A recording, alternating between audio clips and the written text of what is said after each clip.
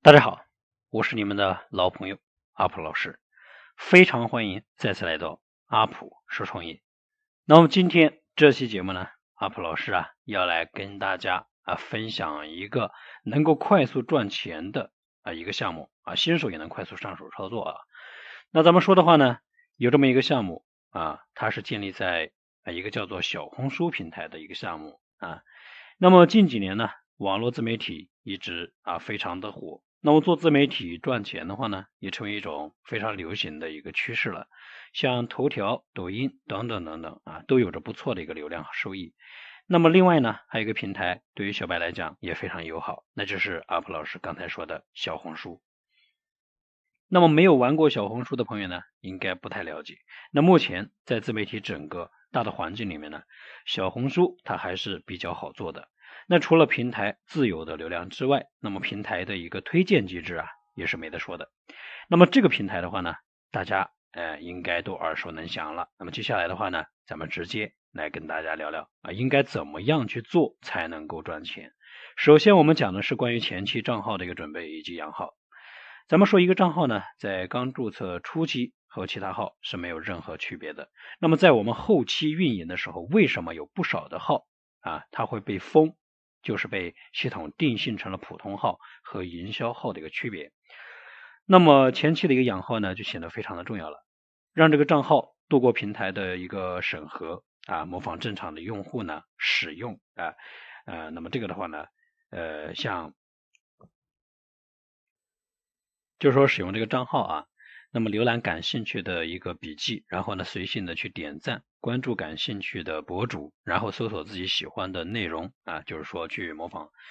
正常的一个账号的操作就是一个养号了。那至于我们后期要输出一些优质的内容尽量的话呢自己去做一个原创几乎所有的平台都不会喜欢你去纯粹的去做一个搬运和抄袭那么除非呢在前期咱们现在这个小红书这个平台发展的也是非常成熟了，那么平台已经不需要靠搬运来获取前期内容了所以对于这个内容的它的一个原创度还是有一定要求的。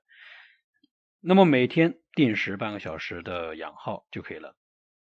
那如果批量的去多账号操作，尽量呢不要都在一个手机上面尽可能使用不同的手机那么这里呢，关于账号准备部分的话呢，阿普老师简单跟大家讲一下。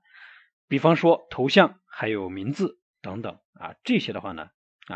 就是说你要看你要做哪种类型的粉丝吧。那对应的一个博主应该是什么样的一个人设？比方说你要做化妆品，那么你的账号呢就最好是个女的。那这个呢可以参考同行。接下来我们再来讲一下内容输出了。那么要做小红书的一个笔记的话呢，先确定好自己的领域前期的话呢，点赞关注的人肯定是不会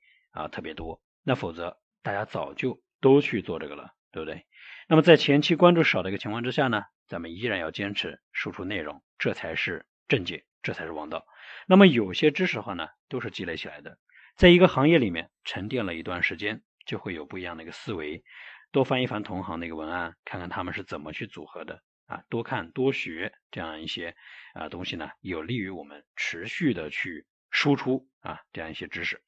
另外的话呢，一个我们要学习的就是拆解那些优质博主的文案，比方说像一些优质的开头优秀的一些文案为什么要加上这些开头，我们也要总结一些这个博主的文章结构，总结很多优质的开头和结尾，包括中间如何去呈现产品，是一个故事引出的话呢，还是说自身的一个实验，用了哪些夸张词，整个笔记里面呢又预留了哪些钩子，如何去引流的，如何去吸引这个粉丝的一个这个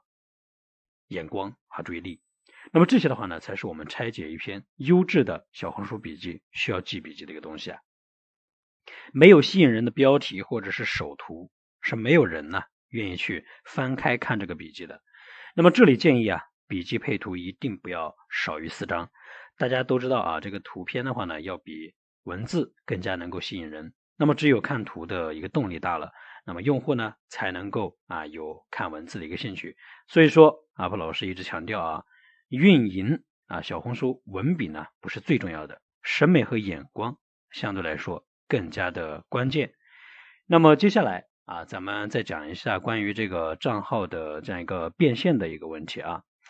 那么前期呢，经过一系列的运营和操作啊，我们就来到小红书的一个变现环节了。那目前呢，这个平台上面的变现渠道还是比较多的，比方说引流卖货啊，就是一个非常不错的变现的方式。那么把自己的粉丝导流到某宝或者是个人的某信号上面呢，去通过带货赚钱。那么因为这个小红书上面呢是可以去挂某宝的链接的，那么这也是一种普遍的变现方式。当然如果说有自己的店铺，咱们可以在笔记里面打广告。那么另外的话呢，还有一种就是品牌的合作了，成为小红书品牌合作人。那这样的话呢也是可以赚钱的，但是有一定的限制呀。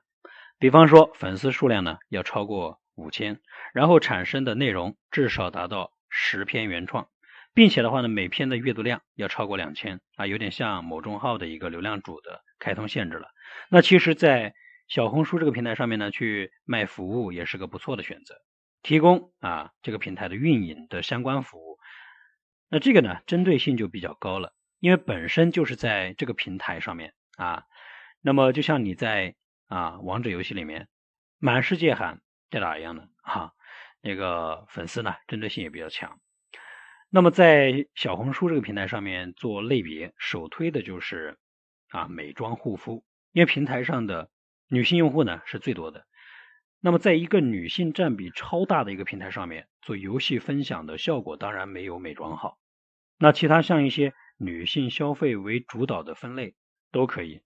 比方说旅游对吧？像这个亲子产品等等等等。那么这个平台它是一个多彩的世界，我们总能够在很多的分享里面找到需要的东西所以说它才能够一直这么火。当然我们在运营的时候也可以不按照自己的喜好去做。那么你认为会火的东西呢并不一定，因为不是所有的鱼都生活在同一片海洋里面。那么有的人的话呢，在纠结自己豪车的内饰颜色，还有人呢每天骑单车都快快乐乐的。所以说我们尽量的找大众的一个需求，而非满足一些特别的这样一个分享。那么好了，今天这期节目阿普老师就跟大家分享到这儿，希望对你们有所启发和帮助。更多赚钱的干货和思维，大家可以来阿普老师朋友圈查看，关注我，潜移默化当中形成你自己的赚钱思维。我会365天陪伴着大家。关于如何赚钱，如何快速找到适合自己的赚钱项目，阿普老师专门为小白新手准备了一份神秘的课程，简洁明了，一学就会你可以